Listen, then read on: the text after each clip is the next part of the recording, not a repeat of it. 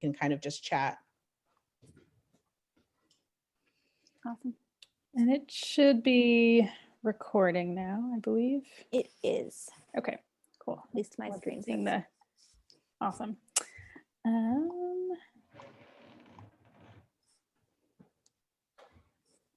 Cool.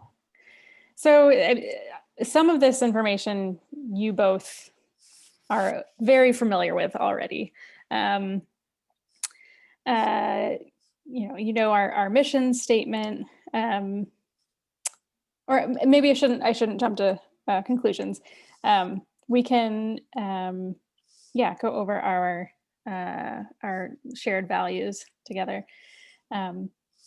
Our core values as a cooperative are food justice, building an inclusive economy, and creating a community third space. And so really the root of everything that we're doing right now, and that everything that's coming down the pipeline for our development, whether it's bringing on staff, finding a site, creating our business plan, launching our capital campaign, all of that comes down to our mission, and our values are rooted at the core of that. And that's really key in building our leadership, that our leadership reflects those values in all the work that we do. Yeah. So on top of feeling like we each individually can, align and resonate with these values, it's also a touch point, as Emily is saying, that we go through every time we're like starting a new project or thinking about how we're structured internally or externally or anything really. Our messaging, everything is kind of coming back to like, are these values being, communicated and represented? And our mission at the bottom is one that we read at the beginning of every, or recite at the beginning of every board meeting that we have. And we'd love for our committees to also do that. So we can be, rooted in what it is our mission is. And we are able to also practice getting that down quickly, so that when we're talking to different people that we're collaborating with, engaging with, or people who might want to join the co-op, that we're really clear and close to our mission. Yeah. So when you mention that, you mean all those 3 points there? Or are you talking about the paragraph that's outside the chart? The 3: food justice, inclusive Okay. economy, and community third space are our values, which is really what we're saying is like the touch point to everything that we do within the work. And the mission, which is the sentence at the bottom, is the part that we recite every meeting together to ground ourselves in what our mission is. So that's all 4 paragraphs. Yeah. Yeah, all 4 pieces. Right. Yeah. I think what Kinga was saying, though, Chad, about reciting at the beginning of the meetings is just the quote on the bottom. Yeah. Oh, it's just the 4th one then, you're saying? Yeah, the mission at the bottom. Okay. Yeah. Yeah, I'm just points of interest for me. Thank you. Yeah, of course. Totally. Of course. Totally. And for some reason, these images aren't showing on the present mode, but these are just images of other co-ops and represent where we're headed next. These are our good friends, Gem City Market in Ohio. They are wrapping up the actual construction of their store and going to be opening soon.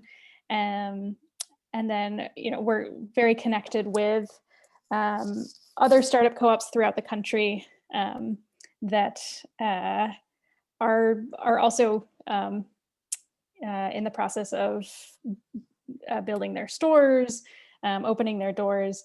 And so being a part of this co-op also means being a part of a larger movement, a larger cooperative movement of co-ops that support each other throughout each stage of development. And yeah, these just represent kind of the next stages for us in our growth. Yeah, and I'll just add that in addition to that, these some of these are co-ops that we've specifically met with and worked with to exchange resources and information. So seeing their success really does speak to, you know, what's coming down the line for us as we are learning from them, learning with them, and growing alongside them. Yeah.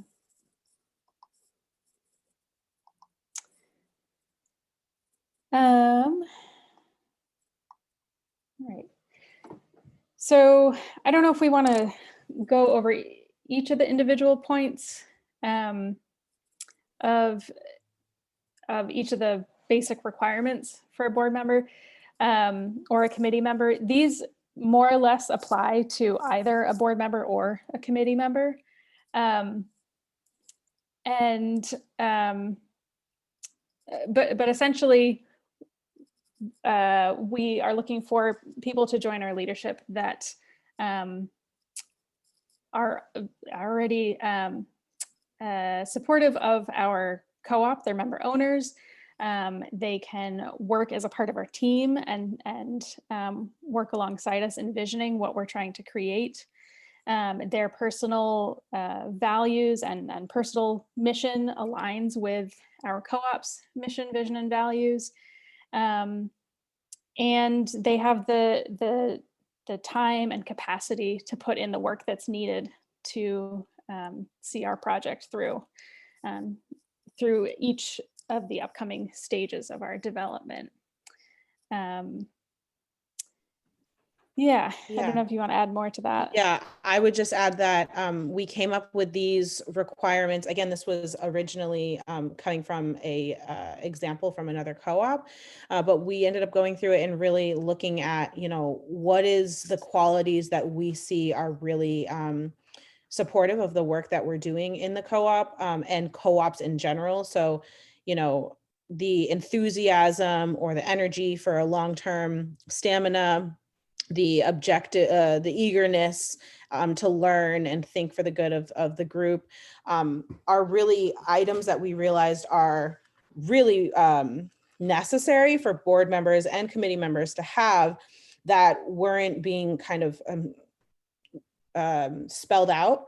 And so, you know, we can often get into the perspective that it's the hard skills and the you know, experience in real estate or business planning or, you know, grocery stores that are really needed. And although that information is very much so appreciated and especially can be helpful in advising type roles, the actual work that happens on the board and in the committees are taking that information and then transforming it into our actual plan. And so we've heard from you know, our advisors and from other co-ops who have been able to achieve this successfully, that the focus of, you know, whether or not somebody has deep relationship within the community and is like really committed to seeing change happen within the community and not just like for their own desire for a co-op, and that energy and enthusiasm and commitment is really a basic requirement for anybody who's in co-op development. And we did mention that there were board members and committee members are required to be member owners, but that doesn't mean you have to have been previously a member owner. For example, I became a member owner at the same time of deciding to join the board. And that's obviously an option as well, as long as that person becomes a member owner. Mm-hmm.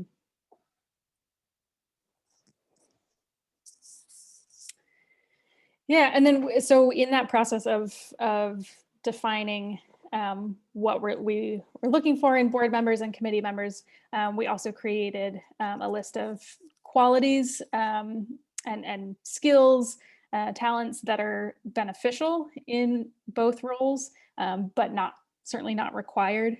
And so again, this list is both for qualities that are helpful on the board and then some that are more specific to committees.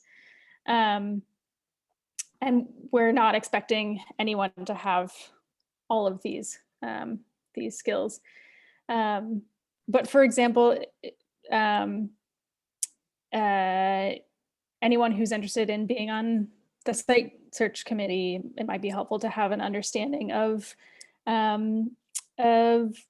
real estate or state laws in terms of contracts, but not required.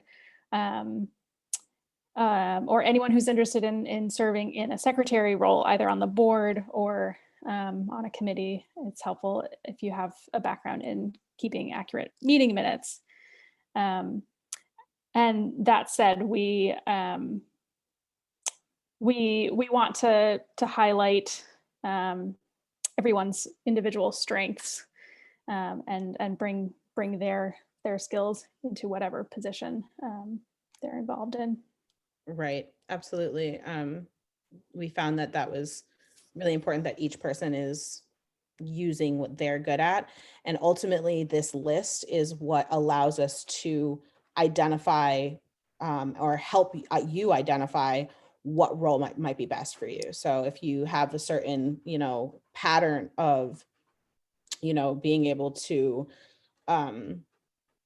have knowledge about X, Y, and Z. I'm not going to give an example, but knowledge about X, Y, and Z and experience in these different areas, then we might be able to say, oh, okay, well, you seem like you might be a great fit for, vice president or for the treasurer or to be a part of our governance committee or things of that sort. Yeah.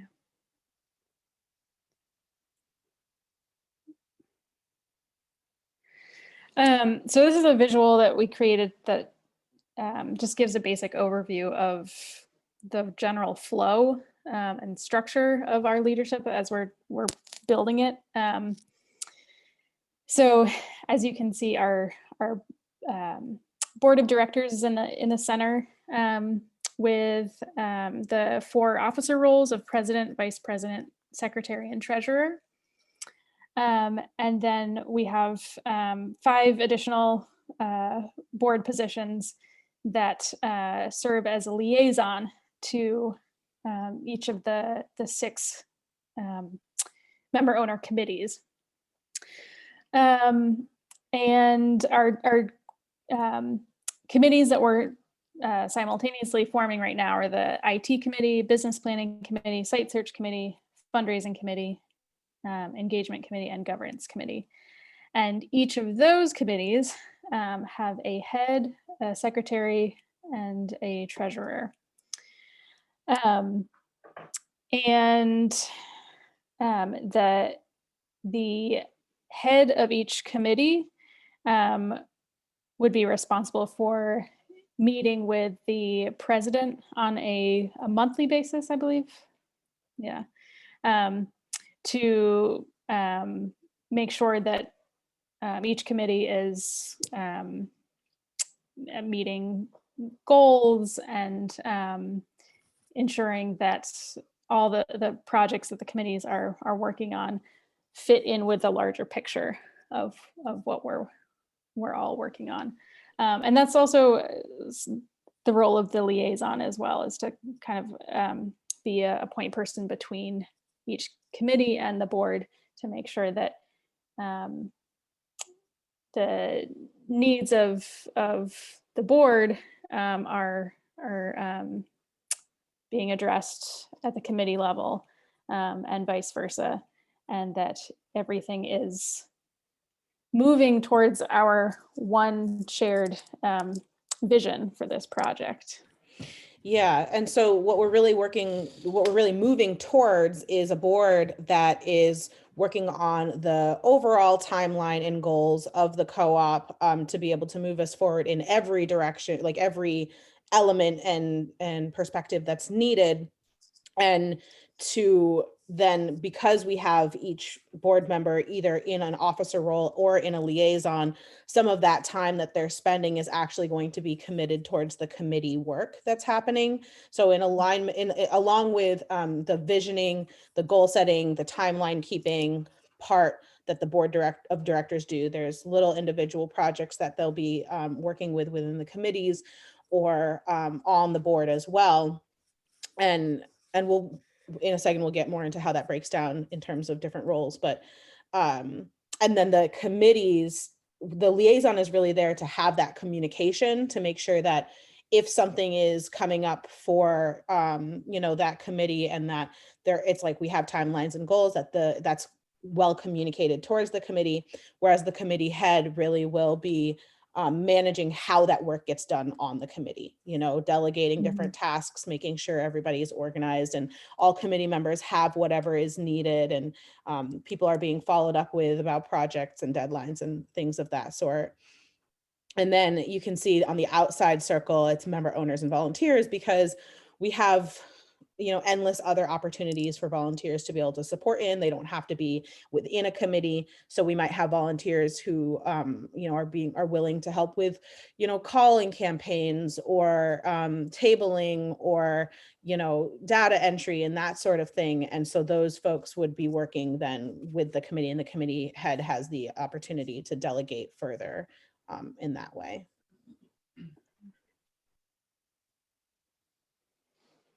So what is the time commitment, and how does that break down between the two different options? For our board, to be on the board, we commit 5 hours per week to projects and meetings.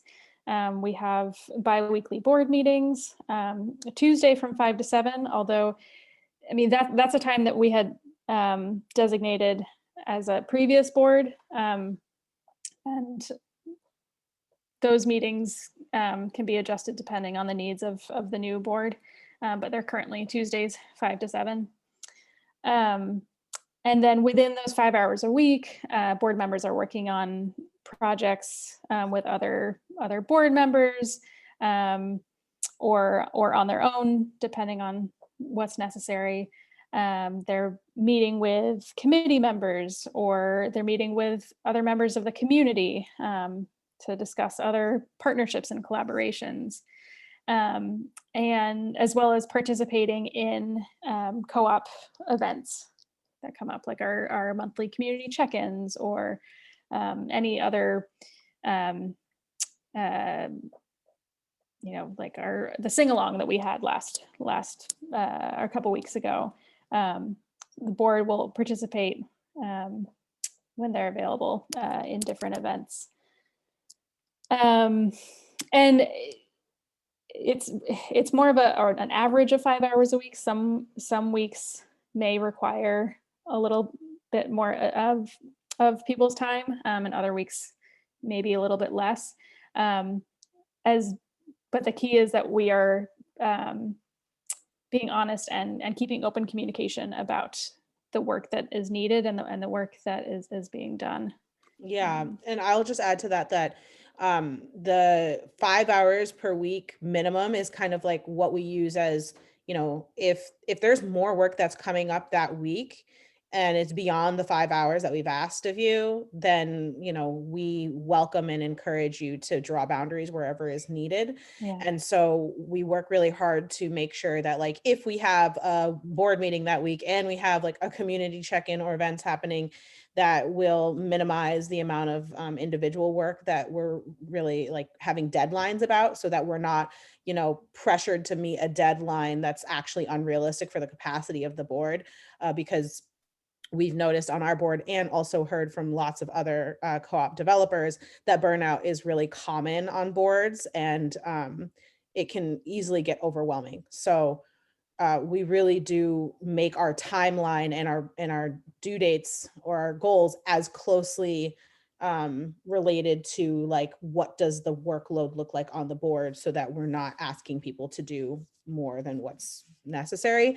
However, or in addition, people can work as many hours as they want. So if you decide, you know what, I'm going to put in 10 hours a week and that's going to be my commitment, then that's awesome. And if you have extra time to do extra work and you're like, hey, what else can I work on?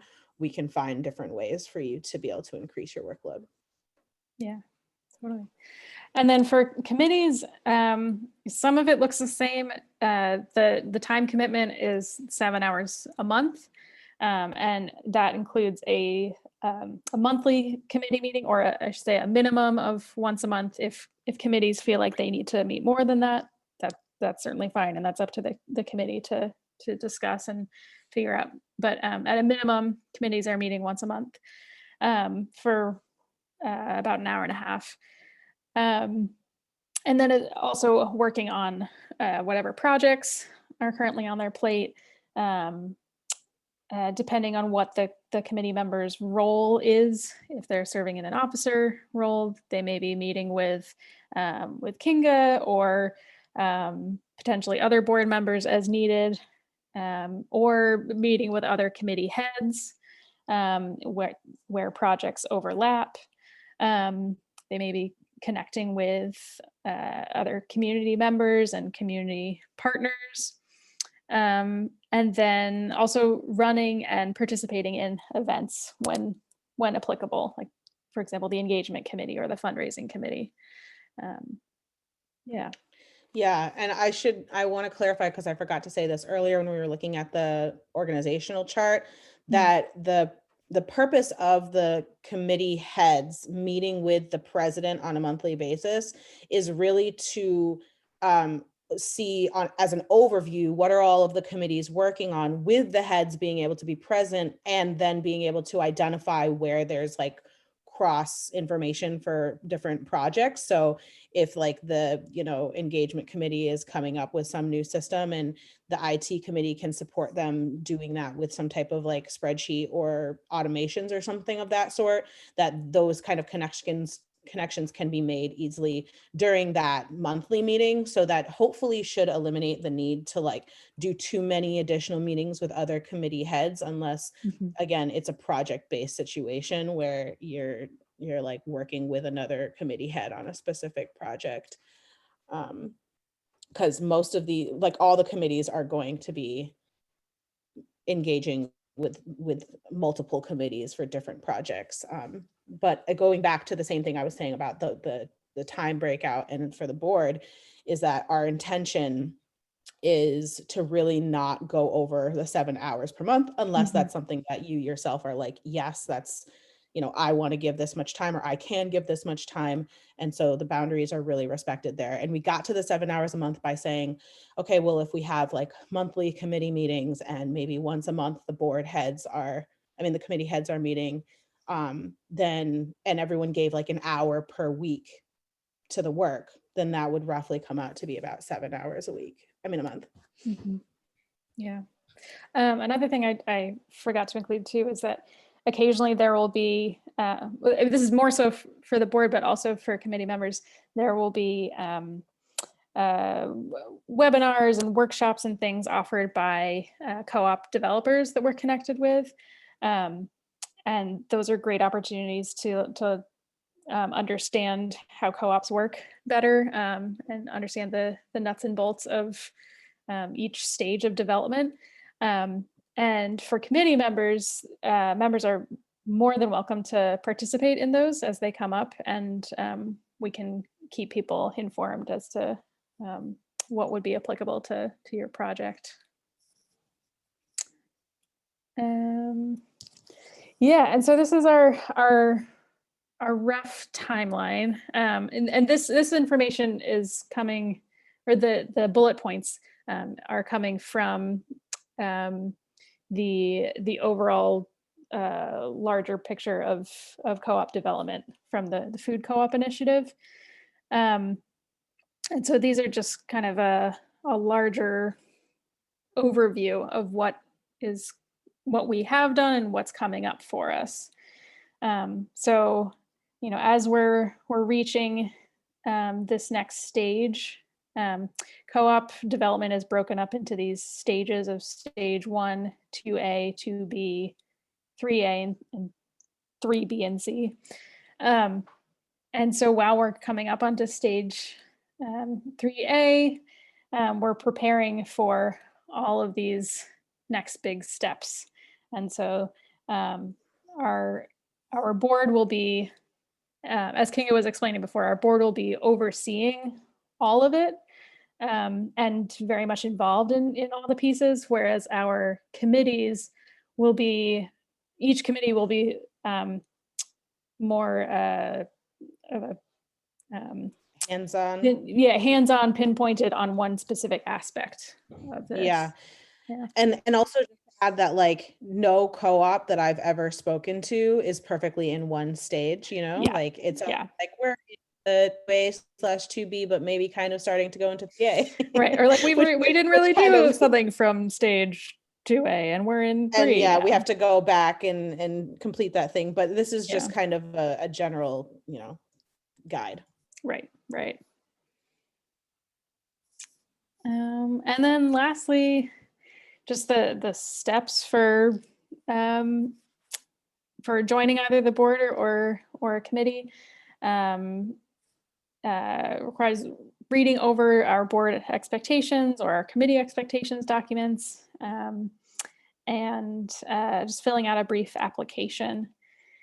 And then for anyone on the board, additionally, it's requires scheduling a meeting with Kinga and I, just more of an informal conversation, just to get to know candidates better. And actually, it is a similar process for committees as well. We just don't have fully flushed out committees yet to offer that to the same extent.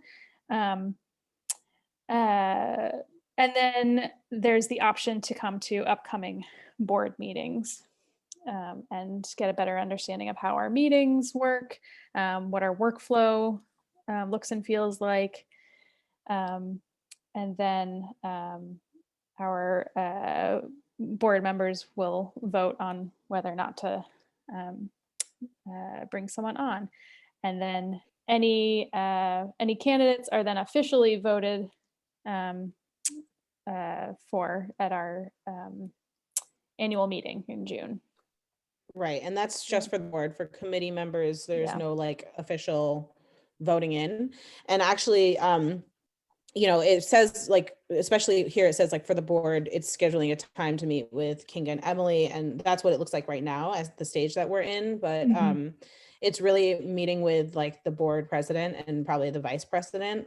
And when it comes to the committees, we'll have a similar flow for that. But like Emily was saying, we don't have fully fleshed out committees yet. And ultimately, we would like that to be a process that the committee heads and committee members kind of do on their own, so that they can really look at like who would be best fit for their committee. Yeah. But ultimately, reading through the expectation document as a whole is one that I know the two of you are familiar with, because we put it together last year and asked for your support on that. But really, when we go back to like what are our values, what is our mission, what is our vision, like the expectations document is rooted in all of that, and really to set an expectation for how we all show up, how the board is responsible for each board member as well as for the committees, and so that we can all be clear as to when things are falling through the cracks, like where is it coming from and what expectation are we not quite meeting, and how do we go about supporting that or improving it. And so we also have commitment document that gets signed when you come on, to kind of say, okay, these are the things that I'm committing to, as well as like accountability processes as to how we hold each other accountability with humanity and with respect and honor for each other's lives and whatever is coming up. And then the application is really meant to be, for us, just a process, because there's really never a moment or I can't imagine a moment in which somebody fills out an application and there's nothing that we can offer them. It's a matter of like, do you fit what we're looking for in a board member, or do maybe you fit better in a certain committee, or maybe could we use you as a volunteer in other capacities, depending on, what roles are available, what qualities you bring. And it goes back to the part about really wanting to make sure everybody is utilizing their best skills on the co-op and is not trying to fill in for something that we think is important, but is not necessarily like the best role for that person.